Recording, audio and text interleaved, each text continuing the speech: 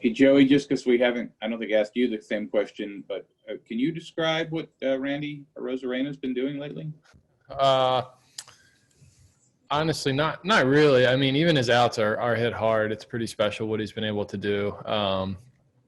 And I mean, he's just he's the same guy every day. Comes in, just has fun, has a very simple routine. Right now, he's up there seeing the ball very well, obviously, and well, at least me personally, I'm just trying to stay out of his way and just let him continue to do that. Does it remind you of like stretches you had in your own career?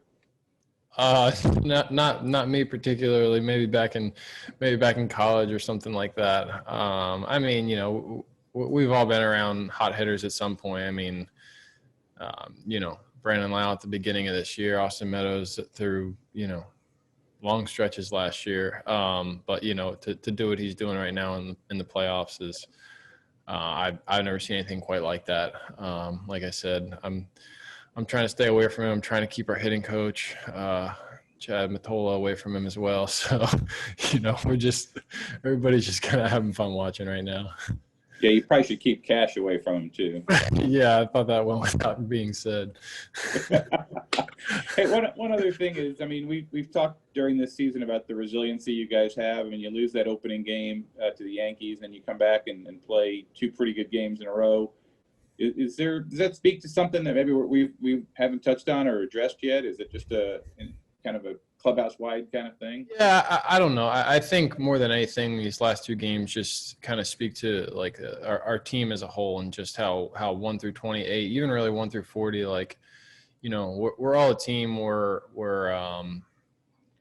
It seems like every night it could be somebody else stepping up, whether it's a pitching staff, whether it's, Randy, KK, Michael Perez, G-Man Choi. I mean, and tonight it could be Yandy, Bilal, and Meadows. It's just, it seems like 1 through 9, everybody can contribute. And that's kind of what we got these last two games. And then, our staff, our bullpen, like, you've seen what they're capable of all season long. So I think more than anything, it just kind of speaks to how, how we feel like we have a complete team. And obviously, I think the competitive nature of just the guys that we have in the clubhouse kind of speaks for itself, coming down from, losing the first game to getting two here and hopefully another one tonight. So, yeah, it's been fun.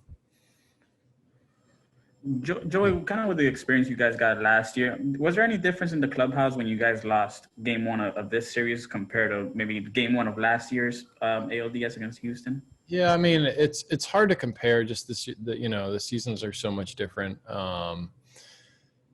We're in San Diego playing against the Yankees, so it's just with no fans in the stands, it's definitely a little bit different. But I think there also was a sense of the guys who were there last year, like, hey, we've been down before and proven that we weren't out until that final out in the 5th game last year. So I mean, it's yeah, I think there is a little bit of resiliency, and I think any experience that you can have in the playoffs is valuable, and a lot of guys were able to get some of that last year. Joe, you've been. Oh, sorry. Go ahead. Go on. I mean, we're talking about Randy and the deservancy, so he's hitting at about 1,000, but you're also hitting over 500. I mean, what's kind of working for you there at the plate? I'm just trying to put together good at bats right now. Put the barrel on the ball. I don't have quite the kind of juice that he has, so I'm happy to be the guy that gets on base. Hopefully for some of those guys to drive me in. Yeah, I mean I've been seeing the ball pretty well. Everything feels good, physically and at the plate feeling pretty comfortable. So kind of like Randy, just trying not to do too much and just kind of. Maintaining a certain level of comfortability and just to continue to have good at bats.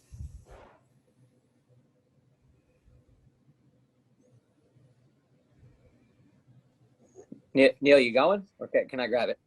I had the same question. So, all right. I've just always got to give the floor to Neil first. So in terms of this game tonight, the urgency is on the Yankees, but is there a sense of that as well with you guys knowing what could await on the mound in a game 5? Oh yeah, I mean, we want to win tonight. We want to put this thing away tonight for sure. I don't think there's any doubt about that. yeah, I mean, a 5-game series, nobody's ever out of it. Doesn't matter what team, what situation they're in. I mean, nobody's ever out of it. So we know what a good ball club they have. We know what a strong lineup they have, their bullpen. I mean, they have a very good baseball team, and, we're not counting anything yet. We know we have our work cut out for us tonight, and, hopefully there is no game tomorrow. Joey, the entire season, this team has been portrayed as one of depth and versatility, not a lot of big name players. Is that something that you guys sort of just accept as the way it is, or do you almost thrive on the idea that, you can look across the field into the Yankees dugout and see, these guys that make $30 million a year and are in commercials and things like that? I mean, for me personally, I don't really, doesn't really bother me. I don't really care. I mean, maybe it drives some guys. Even, some of my buddies were texting me after the game last night. They said, "Man, you guys are fun to watch, but if we didn't watch you every day, we might not know, hardly anybody in your lineup." And I'm fine with that. I mean, like I said before, I think, we have so many different guys on different nights that can contribute, and, we're not relying on 1 or 2 or 3 guys.